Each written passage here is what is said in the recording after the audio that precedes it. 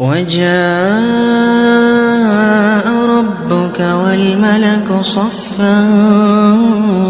صفا وجيء يومئذ بجهنم يومئذ يتذكر الإنسان وأنى له الذكرى يقول يا ليتني قدمت لحياتي فيومئذ لا يعذب عذابه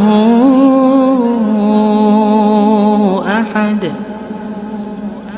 ولا يوثق وثاقه أحد يا أيتها النفس المطمئنة ارجعي إلى ربك راضية مرضية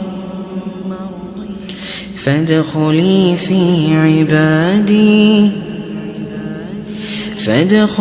في عبادي وادخلي جنتي.